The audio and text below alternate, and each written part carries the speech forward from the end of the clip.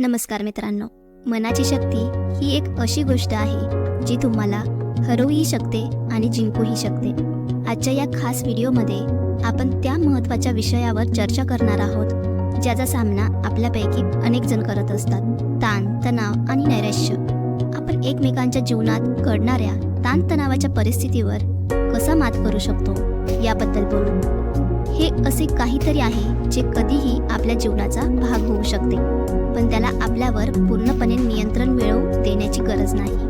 आपल्याला कधी असं वाटतं का की जगाचं ओझं आपल्या खांद्यावर आलं आहे, आपण एकटे पडल्यासारखं वाटतं. ही भावना इतकी तीव्र असू शकते की जगणं अशक्य वाटू लागतं. पण मित्रांनो, हा काळ कायमचा नाही. या काळावर आपण मात करू शकतो आणि मी तुम्हाला आज कसं ते सांगणार आहे.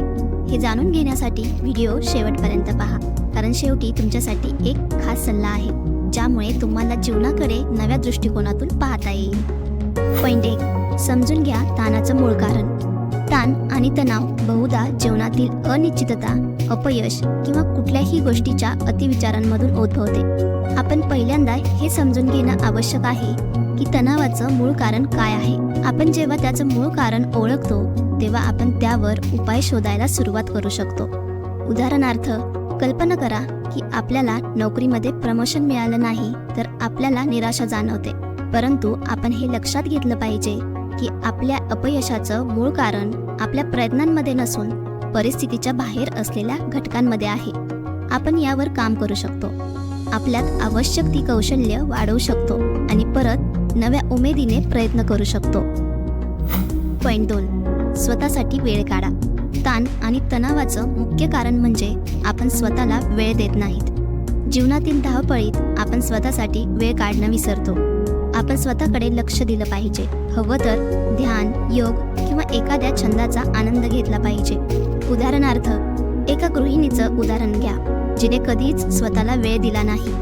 ती नेहमीच घरकाम, मुलं आणि इतर गोष्टीत व्यस्त असायची. एक दिवस ती अचानक ताणात आली आणि तिचं शरीर आणि मन अशक्त झालं.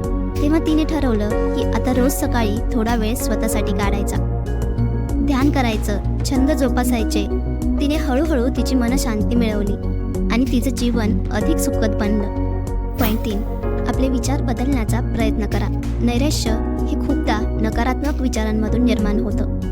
जर आपण आपले विचार सकारात्मक आणि आशावादी बनवले तर आपल्याला नैराश्यापासून दूर राहणं सहज शक्य होईल.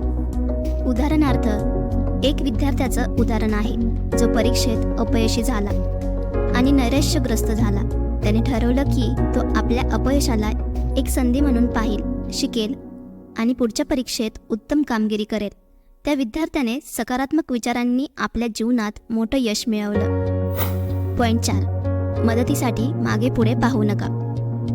ताण, तणाव आणि नैराश्याला एकटेच सामोरे जाण्याचा प्रयत्न करू नका.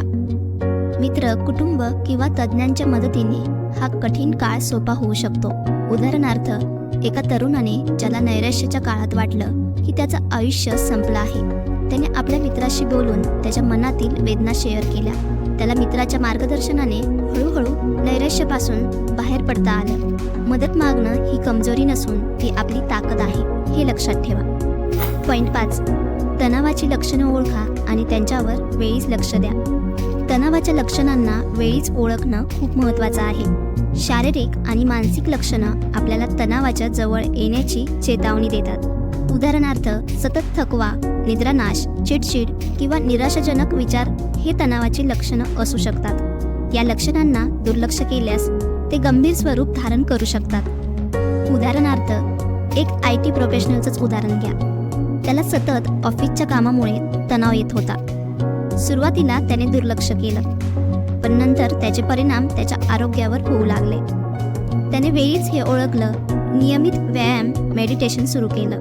त्यामुळे त्याचा तणाव कमी झाला आणि तो आपल्या जीवनात पुन्हा ताजातवाना आला. पॉइंट 6. जिवलग व्यक्तीशी मन मोकळं करा. आपल्या मनातील विचार आणि भावना व्यक्त करणं अत्यंत आवश्यक आहे. कधीकधी फक्त बोलण्यानेच आपल्या मनावरचं ओझं हलकं होऊ शकतं. तुम्ही ज्या व्यक्तीवर विश्वास ठेवता तिच्यासोबत आपल्या भावना शेअर करा.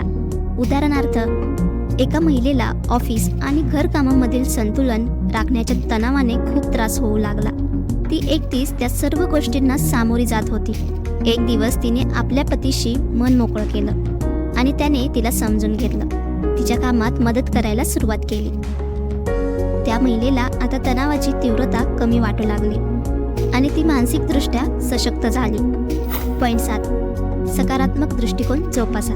तणावग्रस्त अवस्थेत सकारात्मक विचार करणं कठीण असू शकतं, परंतु जेव्हा आपण सकारात्मक दृष्टिकोन ठेवू तेव्हा परिस्थितीला तोंड देणं सोपं होतं. सकारात्मक विचारांनी आपण आपल्याला मिळणाऱ्या समस्यांना एक संधी म्हणून पाहू शकतो.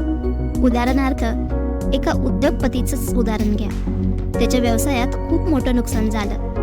सगळं काही संपल्यासारखं वाटलं, परंतु त्याने नकारात्मकतेनं न अडकता त्याच्या चुका शोधल्या, त्यातून शिकला आणि पुन्हा नव्या उमेदीने आपला व्यवसाय सुरू केला. आज तो यशस्वी उद्योजक आहे. पॉईंट 8. विश्रांती घ्या आणि निसर्गाच्या सानिध्यात जा. जीवनातील धावपळीत आपण स्वतःला वेळ देणं विसरतो. विश्रांती घेणं, निसर्गात वेळ घालवणं किंवा आपल्या आवडीच्या गोष्टी करणं हे तणाव कमी करण्याचं महत्त्वाचं साधन आहे. उदाहरणार्थ, एका कामात बुडालेल्या व्यक्तीचं उदाहरण घ्या. सतत कामाच्या धावपळीत तो आपलं मानसिक संतुलन गमावत होता. एक दिवस त्याने सर्व काम बाजूला ठेवलं आणि आपल्या मित्रांसोबत एक आठवडा निसर्गाच्या सानिध्यात गेला. तिथे त्याने शांततेचा अनुभव घेतला आणि त्याच्या मनातील ताण हळूहळू कमी झाला.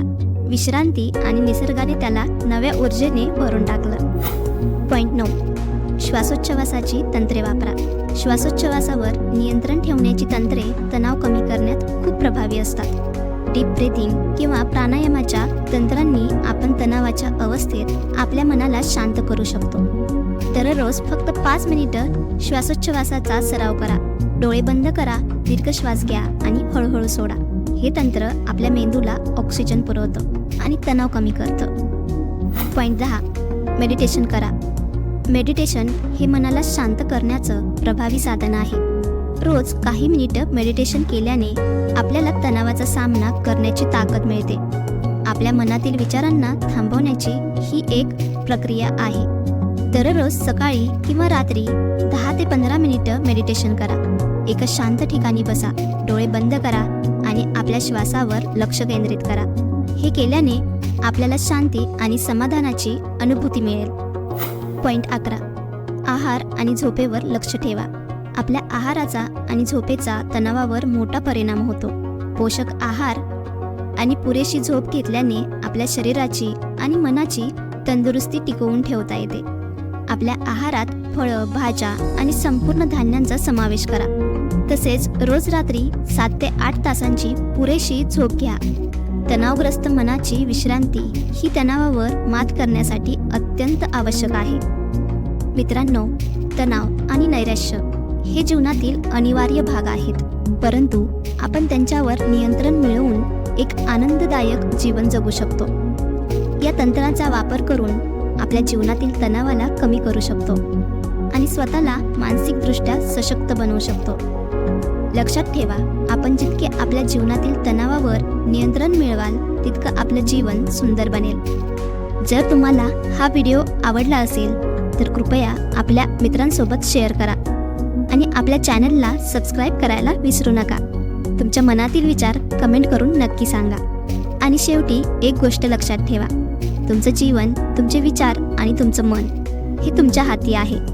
ते जसं घडवाल तसंच ते घडेल. जीवन म्हणजे संघर्ष आणि संघर्षातूनच यशाचा मार्ग सापडतो. धन्यवाद.